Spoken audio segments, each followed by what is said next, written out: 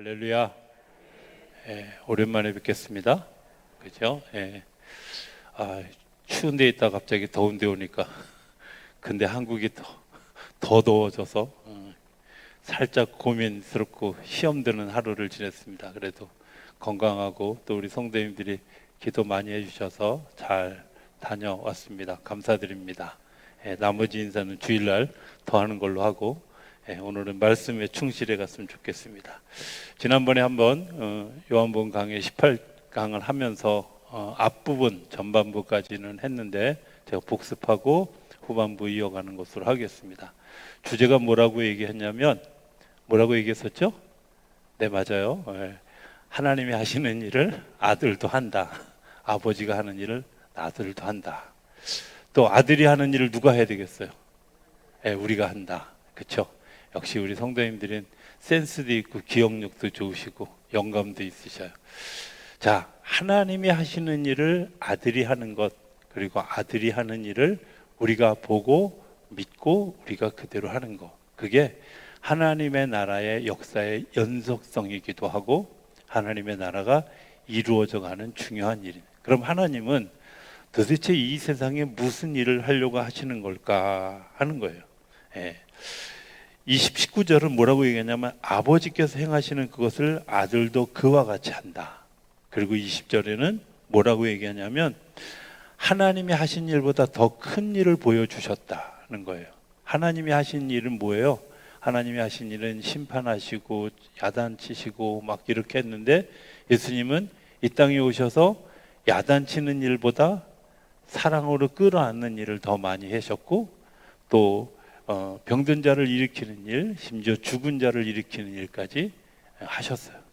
요한복음 14장에 보면 나중에 이제 우리가 다시 공부하겠지만 요한복음 14장에 보면 내가 가고 난 다음에 성령께서 이 땅에 오실 것인데 성령께서는 어떤 일을 할 것이냐면 내 이름으로 구하는 모든 이들에게 그대로 하실 것뿐만 아니라 내가 했던 일보다 더 큰 일들을 하실 거라는 거예요. 기대되죠? 근데 기대되는데 성령님을 구하는 사람들은 별로 없어요. 하나님 우리에게 분명하게 얘기하셔요. 하나님의 역사는 오늘 여기서 끝나는 게 아니라 내일 날마다 새로워지는 거예요.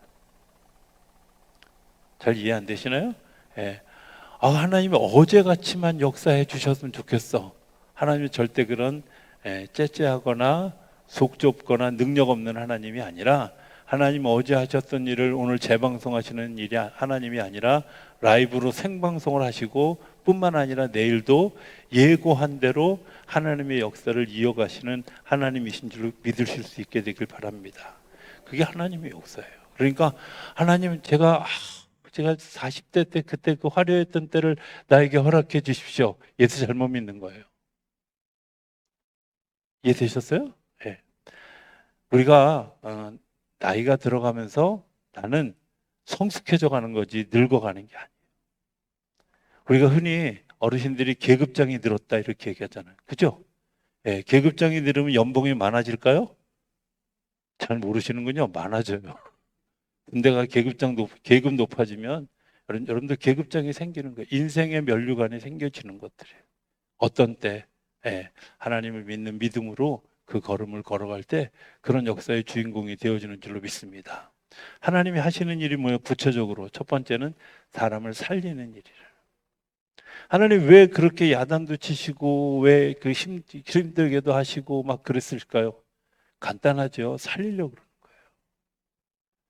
죽이려고 하는 게 아니라 살리려고 하는 거예요. 넘어뜨리려고 하는 게 아니라 일어서게 하려는 거예요.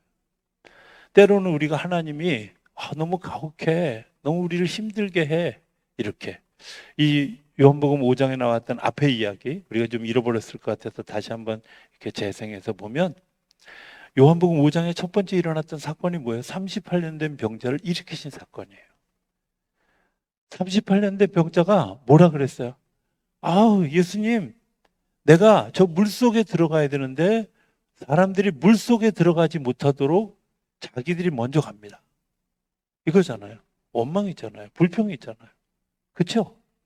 그 사람의 마음속엔 38년 동안 허송세월했습니다.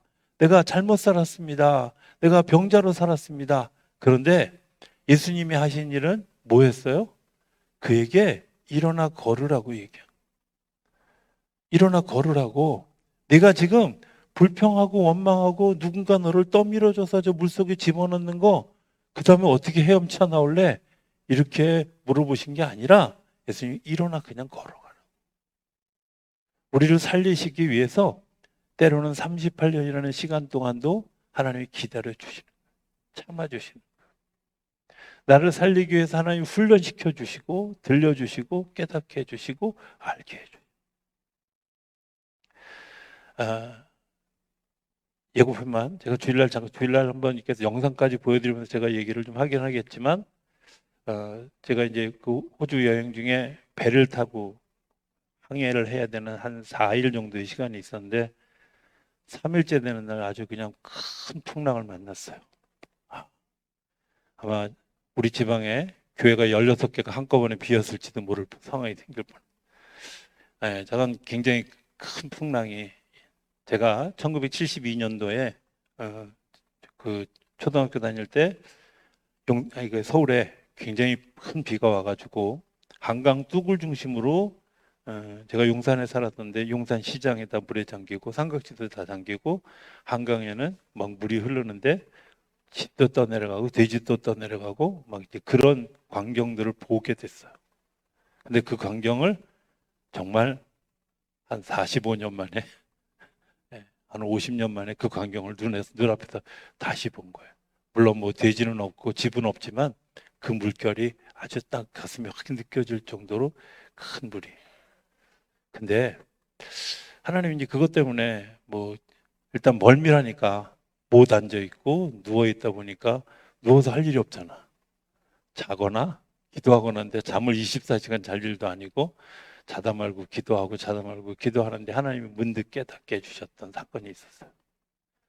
제가 그 사건이 굉장히 가슴에 남아 있었던 것 같은 그런 생각이 들어서, 도대체 그때 내가 무슨 생각을 했었을까 하는 생각을 했는데, 중학교 2학년 때인가 1학년 때인가 아마 제 기억에 선생님이 너희 좋아하는 찬송을 좀 불러라, 한번 자기가 소개하고 한번 불러라, 이런 시간이 있었어요.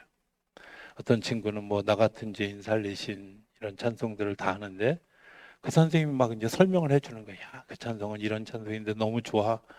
근데 제가 엉뚱하게도 물 건너 생명줄 던지어라 이거 불렀어요. 그 선생님이 아무 말도 안 하더라고. 저도 그걸 왜 좋아하는지 몰랐어요 그때는. 이번에 아는 거야. 이번에 다시 이 찬송이 왜 좋지? 하는 마음. 근데 그 찬송을 그렇게 하는 동안에 또 제 마음속에 계속 되뇌어오게 불렀던, 제가 주일날 오후에 끝날 때 마지막 찬송으로 부를 찬송인데요. 430, 우리가 잘 몇 번 최근에 가까이 불렀던 432장 찬송에 이런 게 있어요. 큰 물결이 설레는 어둠 바다 등대의 불빛도 희미한데 이 풍랑에 배저 항해하는 이 작은 배 사공은 주님이라. 제가 이 찬송을 계속 부른 거예요. 그냥. 왜 그랬을까? 죽는 것이 두렵거나 내가 이 풍랑 때문에 무너질 것 같다, 이런 생각이 아니라 주님이 나와 함께 가고 계시다. 주님이 나와 동행하고 계시다. 주님이 나와 동행하신다는 말은 곧 나를 살리실 것이다. 나를 통해서 하나님께 말씀하시고자 하는 것이 있을 것 같다. 이제 그런 음성들에 귀를 기울이는 계기가 되어졌어요. 그런 거죠. 하나님은 오늘 우리에게 이전에 말씀해 주셨던, 그리고 이전 행해 주셨던 그 모든 일들을 종합하는 문제 아세요? 우리를 살리려고 하는 거예요. 우리가 지금도 살고 영원히 살게 하시려고 우리를 말씀해 주시고 훈련하게 하시고 걸어가게 하시고 하나님 의지하고 따라가게 하시는 줄로 믿습니다. 나는 죽을 것 같아. 네, 그거는 하나님 의심하는 거예요. 하나님이 하시는 일은 뭐예요? 살리는 일이에요. 그래서 38년 된 병자의 절망을, 좌절을 일으켜 세우신 거예요. 제가 얘기했죠? 38년 된 병자가 뭐라고요? 제가 이해하기는 어렵지만 보통 이스라엘의 나라의 세는 방식은 지금도 우리나라도 그렇게 얘기하잖아요. 시작하는 애 빼고 도착한 애 빼면 40년 중에 38년이라고. 광야에 있었던 그 시간, 거기서 나를 일으키셔서 내가 걸어가게 하시는 하나님의 살리시는 능력이 예수님을 통해서 일어나게 하신 줄로 믿습니다. 두 번째, 하나님의 나타난 또 다른 사건은 뭐예요? 사랑하는 거죠. 사랑한다고 하는 사실을 계속 이야기하시죠. 내가 너를 사랑한다. 근데 안 믿는 말이 있어요. 그게 뭐예요?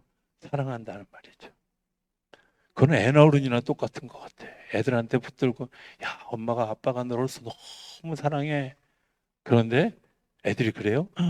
나는 엄마 아빠가 나를 사랑하는 줄 믿어요, 알아요. 뭐 이렇게 말은 하는지 모르지만 속으로는 안 그런 것 같아. 그리고 나중에 자기 자식 나서 막 저기 막 애들이 속 썩일 때, 그때서야 그때 우리 엄마가 나를 사랑하는 줄 내가 알겠어. 이렇게 얘기하잖아요.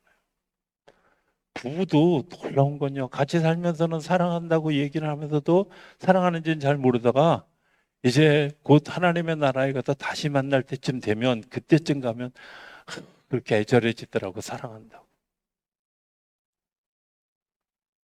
그죠? 근데요, 사랑하는 걸 믿는 사람은 행복해져요. 믿는 것 때문에 내 삶이 달라져요. 사실은 믿음을 가지고 살아가는 사람들의 많은 간증이 뭐냐? 하나님이 나를 사랑하신다는 사실을 내가 믿었고 그 믿은 것 때문에 살았습니다 하는 거거든요. 우리가 잘 아는 닉 부이치치라고 하는 사람이 있어요. 예, 제가 갔던 동네가 그 닉 부이치치의 고향이에요. 태어난 나라예요.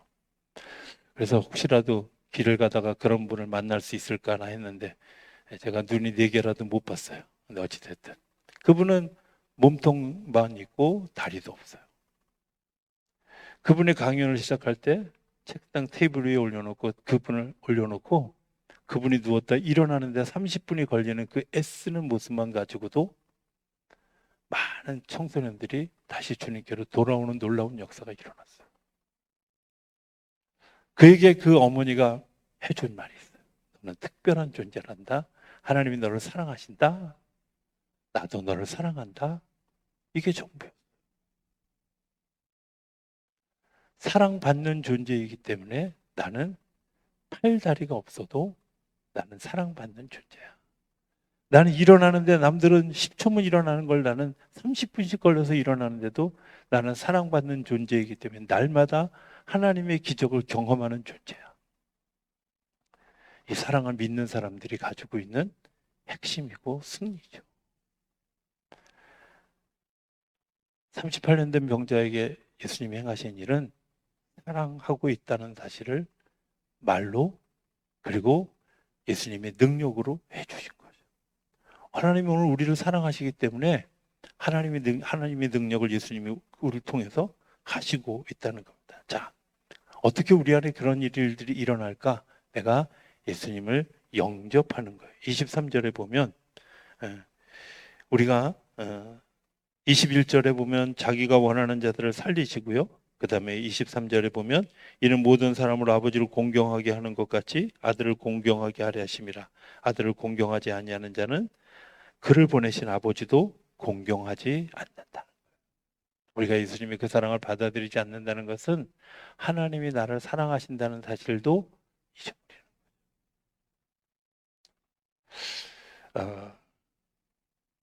하나님이 우리를 사랑하십니다.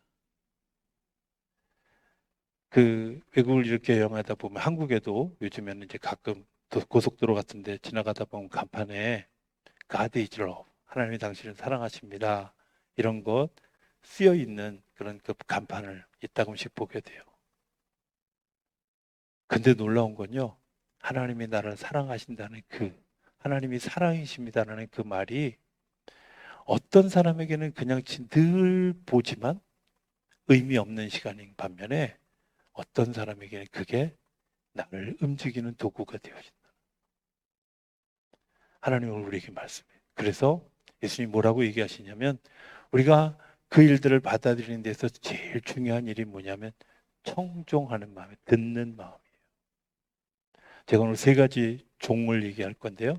종 삼형제를 잘 들으시면 됩니다. 첫 번째는 청종이에요. 잘 듣는 거예요. 아니, 또 잘못 들으셔서 오늘 목사님이 왜 이렇게 설교하면서 자꾸 청주 얘기를 해? 술 얘기를 하셨어. 이러시면 곤란합니다.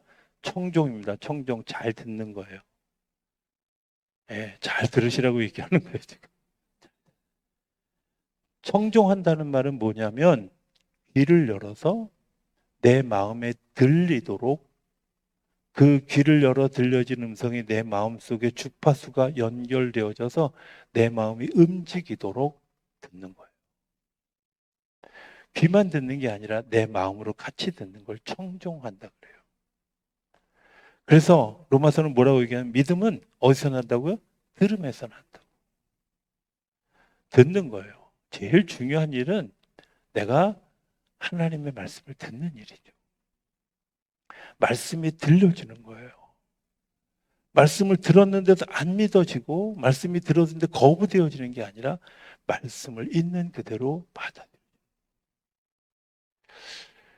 구약은 이 말씀이 들려지는 얘기를 조금 다른 용어로 설명하는데 구약은 하나님이 왕이신 하나님인데 그 왕이신 하나님을 왜 강조하냐면 옛날에 우리나라 사극에도 많이 나오잖아요.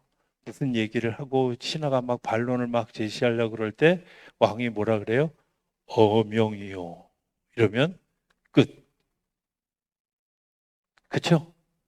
네. 어명이요. 그러면 끝이야. 유배지에 나가 있는 죄수에게 충신에게 사약을 내리셨어요. 자, 이 사약을 받아 먹으면 난 죽어.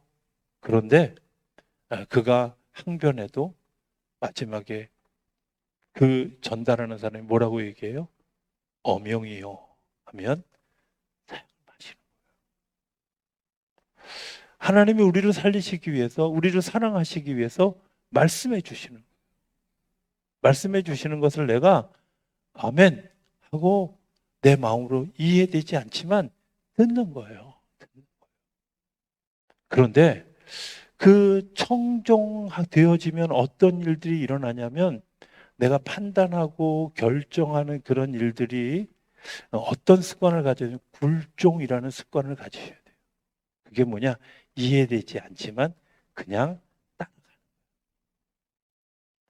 이해되지 않지만 그냥 주님이 말씀하시는 대로 가는 거예요.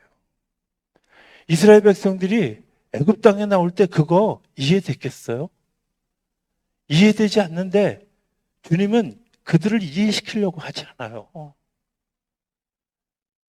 아니 내일 일을 좀 가르쳐주면 얼마나 좋아. 애굽 땅에서 나올 때 이 10가지 재앙을 나올 때 이 10가지 재앙이 다 맞춰지고 나서 이스라엘 백성들이 광야로 막 나갈 때 야 이제 해방이다 끝났다 너무 좋다. 그런데 그 앞에서 뭘 만났어요? 홍해를 만났어요. 뒤에는 애굽 병사들이 쫓아와요.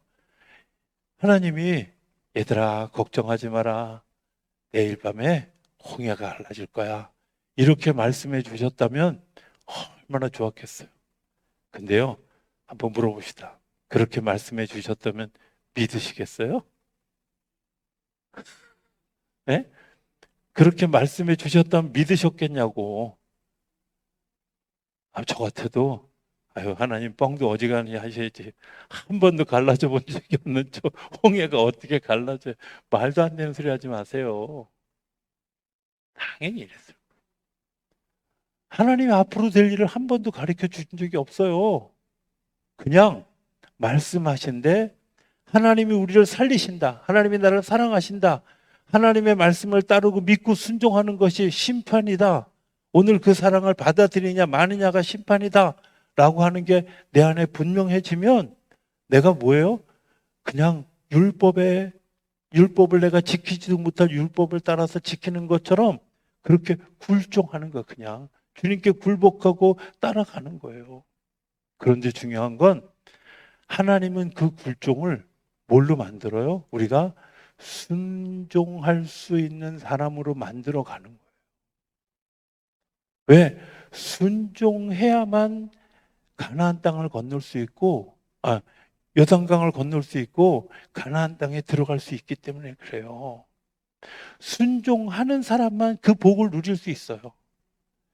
우리가 생각할 때 여호수아 갈렙 외에 나머지 10명의 정탐꾼들은 야, 그렇게 좋은 땅입니다. 그런데 못 들어갑니다. 아니, 왜 바보같이 그런 말을 해?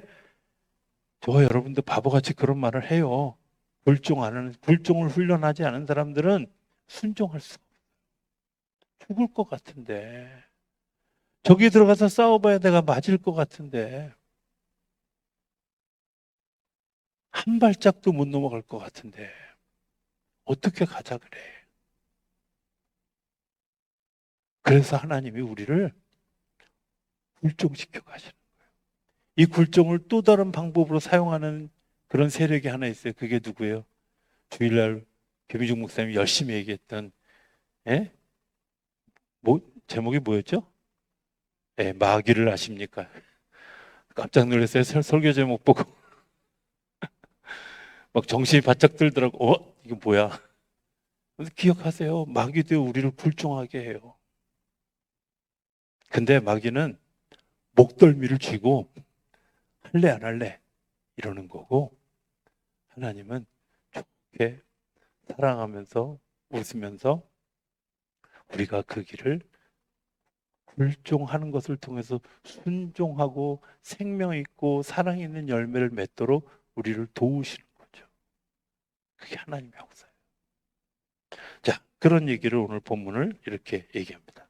자, 24절, 내가 진실로 진실로 너에게 이르노니 내 말을 듣고 또 나 보내신 이를 믿는 자는 영생을 얻었고 심판에 이르지 아니하나니 사망에서 생명으로 옮겼느니라. 뭐 한다고요? 사망에서 생명으로 옮겨가는 거예요. 자, 생각해 봅시다. 영생을 얻었다는 것은 하나님과 나와 바른 관계가 형성되어진 거예요. 우리가 굴종할 때에는 하나님이 무서울까요? 무서울까요? 그런데 그 하나님의 굴종을 하다가 내가 하나님을 이해하게 되면 나타나는 현상이 뭐냐면 무서운 하나님이 아니라 사랑하시는 하나님이라는 사실을 알게 됩니다. 아버지와 나와 엄마와 나와 바른 관계를 유지해가는 가장 중요한 일이 있어요. 그게 뭐냐면 그렇게 엄하게 하는 아버지, 그렇게 율법적으로 하는 엄마가 나를 사랑하기 때문에 나를 그렇게 하시는 거야 하는 것을 알면 여전히 아버지가 무서운지 모르지만 뭐가 있어요? 저분은 나의 울타리가 되어주는 사랑함이 있어. 아직도 뭔가 걸리면 야단 맞을 것 같은 율법적인 엄마인 것 같지만 나를 위해서 기도해주는 눈물이 있어. 그러면 무섭습니까? 아니요.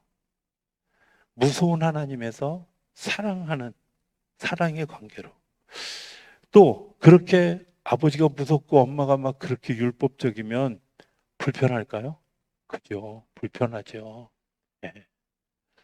저는 그 제가 1972년도에 그 일기를 뒤지느냐고 뒤지다가 74년쯤인가 일기에 이런 거 쓰이는 거 제가 발견하고 오늘 놀랐어요. 뭐라고 썼냐면 내가 오늘부터 얼마 동안 아버지하고 눈을 안 마주치는지를 좀 기록해야 되겠다.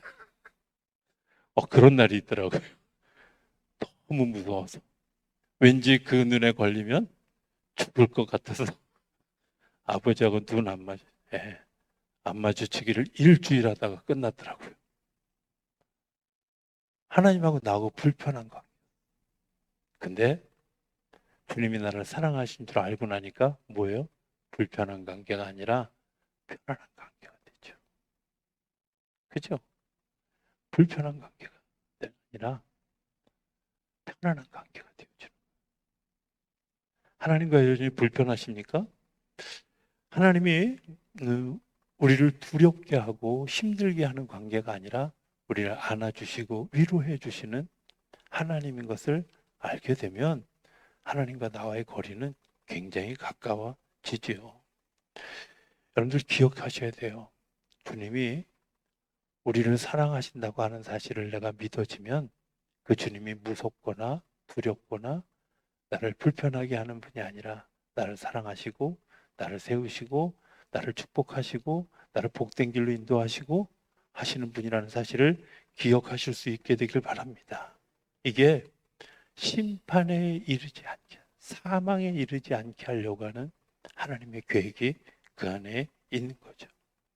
자, 저는 가끔 이런 생각을 해요. 그런데 그럼에도 불구하고 그것을 받아들여지지 않는 사람들의 모습이 있어요. 뭐가 그렇게 나를 받아들여지지 않게 할까요? 우리가 성경에는 이제 죽은 자들이라고 표현하지만 죽은 자들의 첫 번째 반응은 뭐냐면 안 듣는 거예요. 안 듣는 말을 다른 말로 얘기하면 고집불통이라고 그래요. 조금 더 그 고집이 좀 심해지면 노예가 되어져요. 노예가.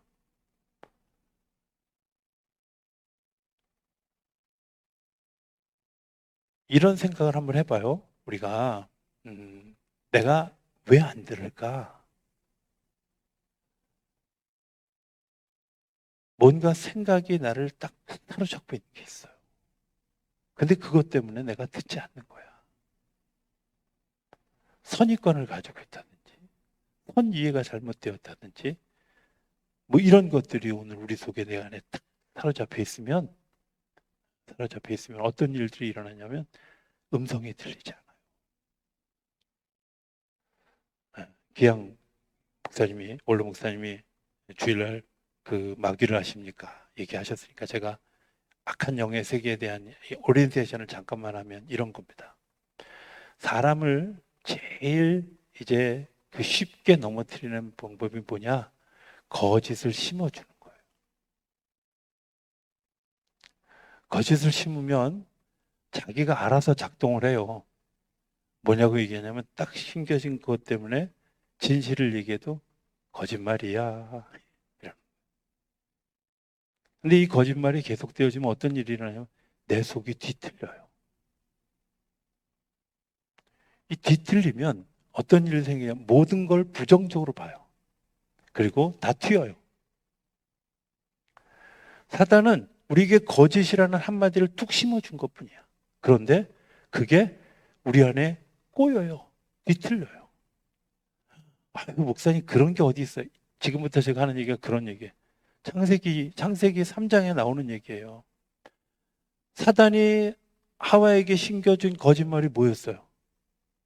하나님이 이거 먹지 말라 그랬지 보지 말라 그러지 않았잖아. 근데 전에도 봤는데 그때는 못 느꼈던 무언가가 싹 왔어. 그게 뭐예요? 이미 내 속에 심겨진 거짓이 자라고 있는 거예요.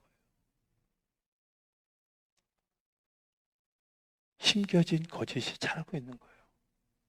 그러니까 따먹을 용기가 생기고 따먹고 난 다음에 뒤틀려서 하나님이 네가 어디 있느냐 물으시는데 하나님이 만드신 저 피조물인 저 뱀이 하나님이 나에게 배우자로 주신 저 여자가 뒤틀리는 거예요. 더 나아가 볼까요? 그들이 벌을 받고 에덴 동산에서 쫓겨났는데 아담과 하와가 결혼해서 아이를 낳는데 가인도 낳고 아벨도 낳고 셋도 낳았어요. 다시 셋이 결혼해서 아이를 낳고 난 다음에 그제서야 하나님의 이름을 불렀어요. 이런 고집스러운 일이 어디? 사단은 그냥 거짓말 한마디를 툭 던진 것뿐이에요. 여러분들 속에 잘못된 말 하나 툭 던진 것뿐이에요. 제가 있었던 실제로 일어났던 일을 한번 생각해 볼까요? 제가 78년, 79년도에 대한극장 앞에 대한극장 뒤에 있는 그 동원교회라고 하는 교회를 다녔어요. 예, 아버님이 거기 우리 저기 청소년부를 맡고 계셨어서 이제 그냥 아버님 따라서 그 교회 같이 갔어요. 그리고 그 담임 목사님이 이제 친척 되시는 분이었어요. 제가 2년 동안 그 대한극장 있는 데를 지나요. 대한극장 바로 건너편에 극동극장이라는 극장이 있어요. 거기와 서대문 사거리에 있는 서대문 교회, 서대문 극장과 두 극장이 당시에 동성 연애자들이 모이는 장소였어요. 제가 그걸 고등학교 다닐 때 다 알았던 거예요. 관심도 없었어요. 아유, 저기 안 가는 데야. 이렇게 생각했지. 그게 요즘 와서 생각해 보니까 그게 너무 대단한 장소였던 거죠. 정말 아주 위험한 장소였던 거죠. 근데요, 그 세월이 대한민국에서 퀴어 축제라는 축제가 생기기 전까지 30년, 40년 동안 그곳이 아무도 관심하지 않는 곳이었어요. 사람들이 던져진 말 한마디, 동성애 선천적인 겁니다. 아니요, 선천적이지 않아요. 선천적이었으면 동성애가 지금 문제가 될 일이 아니잖아요. 선천적인 게 아니라 사단이 우리 속에 잘못 섬겨진 성의식이 우리 안에 있기 때문에 우리 안에서 무너진 우리의 삶이 뒤틀린 모습이 되어진 거예요. 근데 그게 당연한 것처럼 얘기하고 법안으로 만들려고 하고 이러면서 점점 살리려고 하는, 생명을 벌어지게 하려고 하는 하나님의 역사를 부정해요. 자, 한번 이게 왜 부정하는 건지 한번 알아볼까요? 자, 여자와 여자가 결혼해서 아이를 낳을 수 있을까요? 그런 세월이 100년이 지속되어지면 어떤 일들이 이 땅에 일어날까요? 인구는 멸망해요. 아니, 그냥 봐도 알 수 있는 일이잖아요. 입양하면 된다고. 글쎄, 입양한 애들은 어디서 데려오냐고. 그렇잖아요. 근데 오늘 우리가 그게 너무나 당연한 것처럼 받아요.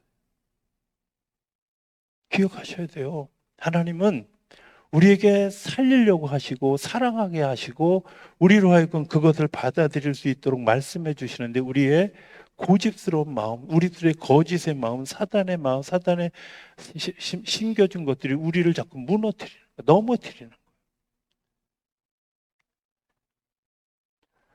또 하나 사단이 못하게 하는 게 하나 있는데 그게 뭐냐면 회개하지 못하게 하는 거예요. 회개하지 못하게. 이런 거 아세요? 목사님들끼리 하는 얘기를 제가 누설해서 죄송합니다만은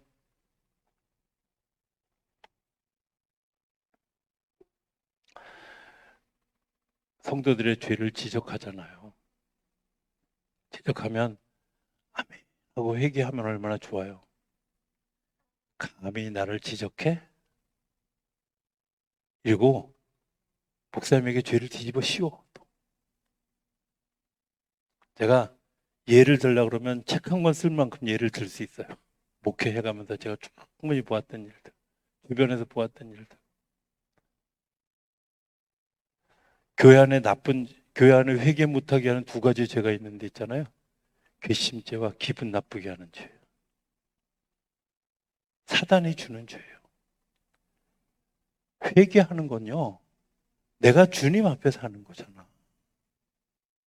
내가 주님이라는 거울에 비쳤을 때 내가 아닌 것에 대해서 주님 제가 아닙니다 얘기하는 거잖아요. 주님이 계속해서 우리에게 이야기하는 거 회개하라 돌아와라 내 마음과 생각을 바꿔라 내가 듣는 것을 바꿔라 내 삶의 걸음을 바꿔라 이야기하는 거잖아요. 네, 우리가 그 걸음 제가 지난 주일에도 설교하면서 얘기했지만 여러분들 내가 홍해로부터 건너서 요단강을 향해서 걸어가는 길에 중요한 일은 뭐냐면 내가 과거의 문제들을 자꾸 털어버릴 때 나는 애굽으로부터 점점 멀어지고 가나안으로 점점 가까워져 가는 거예요. 회개하지 않는 사람은 내가 모양은 홍해를 건넜을지라도 아직도 내 삶의 습관과 모습과 내 삶의 생각은 어디에 있어요? 애굽 땅에 있는 거예요. 가나안 백성이 될 수 있겠어요?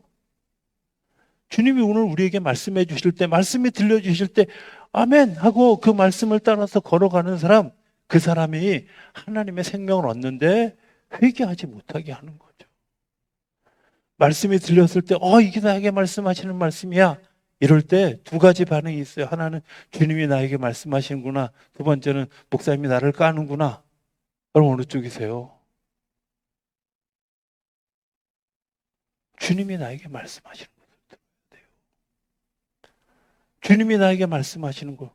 어떻게 목사님 저걸 알게 하셨지? 목사님이 누구한테 들었나 봐. 이 반응이 아니에요. 여러분도 귀가 두 개 있지만 저도 귀가 두 개밖에 없어요. 단지 하늘을 향해서 열려 있는 것뿐이에요. 우리가 잘 아는 것처럼 엘리사 시대의 이웃 나라가 이스라엘을 못 쳐들어왔어요. 왜 못 쳐들어왔어요?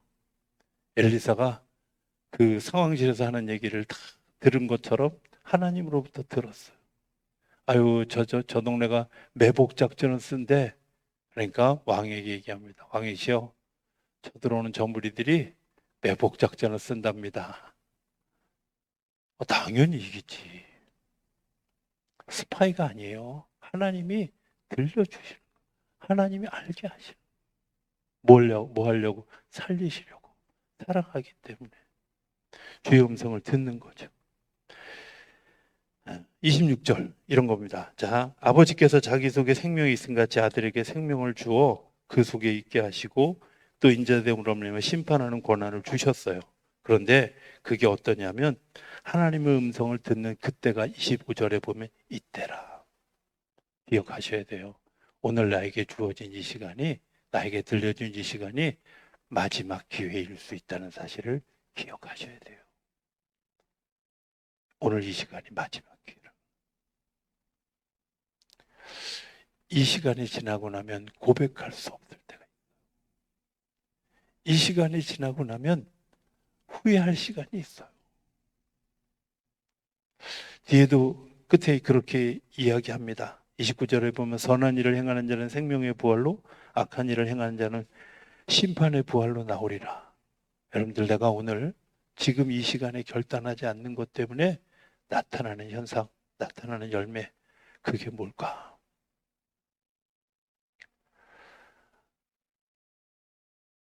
이야기 하나로 제가 그 마무리를 좀 했으면 좋겠다는 생각을 합니다. 한번 꼭 여러분들이 그냥 쉬운 책이니까 한번 꼭 읽어봤으면 좋겠다 하는 책이 있습니다. 일본의 그 작가였던 미우라 야코라고 하는 분이 지은 빙점보다 더 일찍 지었던 양치는 언덕이라고 하는 책이 있습니다. 이 책에는 나옴이라고 하는 목사님 딸이 있고, 그리고 그 딸과 결혼한 류이치라고 하는 아주 바람둥이 남자 얘기. 그리고 그 바람둥이에 의해서 나오미가 이제 불행한 결혼 생활을 하다가 다시 아버지께로 돌아오고 아버지의 권유로 다시 그 류이치와 이제 결혼 생활을 이어가는데 두 사람의 결혼 생활이 원만치가 않은 거예요. 그런데 류이치가 그 목사인 아버지의 집에 들어와서 살면서 마음의 변화를 일으키며 류이치가 가지고 있던 은사가 뭐였냐면 그림을 그리는 은사였어요. 그런데 그 그림을 그리는 것들을 이제 마지막 자기가 이제 정말 크리스마스 선물로 나오미에게 줄 선물을 준비하고 있었어요. 근데 그 그림을 보여주지 않는. 근데 어찌됐든 서로 불편한 관계에 있다 보니까 어느 날 류이치가 이제 크리스마스가 다가오는 가까운 때에 그 류이치가 외출을 하는데 갔다 오겠다고 이야기하는데 나오미가 냉정하게 대답해요. 갔다 오든지 말든지. 그런데 그 배경이 어디냐면 미국의 저기 일본의 북해도 홋카이도라고 하는 굉장히 춥고 눈이 많이 오는 지역이에요. 나갔다가 누군가를 도와주다가 자기가 돌아오지 못하고 길에서 동사해요. 류이치가. 그림을 열어서 보니까 십자가 밑에 자신의 모습을 그려놨는데 용서받고 구원받는 자기의 모습을 그린 자기 그림을 보게 돼요. 그때 나오미가 마지막에 하는 말이 있어요. 내가 용서했어. 사랑해 하는 말 한마디도 못했는데 그 기회를 하나님이 수없이 주셨는데 내가 그거 하지 못했어. 하나님 오늘 우리에게 들려주시는 이야기가 그런 거 아니겠어요? 하나님, 내가 하나님 사랑합니다. 내가 하나님께로 돌아가기를 소망합니다. 내가 하나님이 나를 붙들어 주셨습니다. 오늘 내게 들려주신 이야기에 내가 회개할 마음을 주셨는데 회개하지 않았습니다. 내가 돌아서지 않았습니다. 내 마음을 바꾸지 않았습니다. 그리고 내 고집대로 행했습니다. 내가 하고 싶은 대로 행했습니다. 근데 그게 마지막 순간이었어요. 그게 더 이상 할 수 없는 기회가 주어지는 시간이 없을 수도 있다는 사실을. 29절은 굉장히 종말적으로 얘기합니다. 선한 일을 행한 자는 생명의 부활로, 악한 일을 행한 자는 심판의 부활로 나오게 될 거야. 그런데 하나님은 언제? 지금 말씀하고 계셔. 지금도 말씀하고 계시는 거예요. 오늘 우리에게 들려주시는. 왜 오늘이 중요할까? 지금도 주님 말씀하시고 계시고. 무엇 때문에? 우리를 살리시려고, 사랑하기 때문에 생명의 부활로 우리를 이끄시려고 38년 된 병자에게 찾아오시고, 절망한 사람들에게 찾아오시고, 좌절한 사람들에게 찾아오시고, 하나님, 내게 더 이상 희망이 없습니다. 아니요. 주님은 희망 없다고 얘기하는 우리한테 네가 나를 받아들이기만 하면, 영접하기만 하면, 요한복음 1장 12절의 말씀, 영접하는 자 곧 그 이름을 믿는 자들에게는 하나님의 자녀가 되는 권세를 주셨으니, 이거예요. 내가 그분을 믿음으로 청종하고 굴종하면 순종하는 열매를 맺게 되는 줄로 믿습니다. 저는 우리들의 삶 속에 그런 일들이 일어나게 되길 바랍니다. 주님이 말씀하실 때 청종하고, 내가 이해되지 않지만 굴종하다 보면 그 껍데기들이 사라져 진정으로 순종할 때 생명의 부활로 요단강을 건너 가나안 땅에 그 여리고성을 무너뜨리는 놀라운 광경들을 보며 입성하는 귀한 날들이 있게 되어질 줄로 믿습니다. 그날을 바라보며 걸어가는 우리 모두 되어질 수 있게 되기를 주의 이름으로 축복합니다.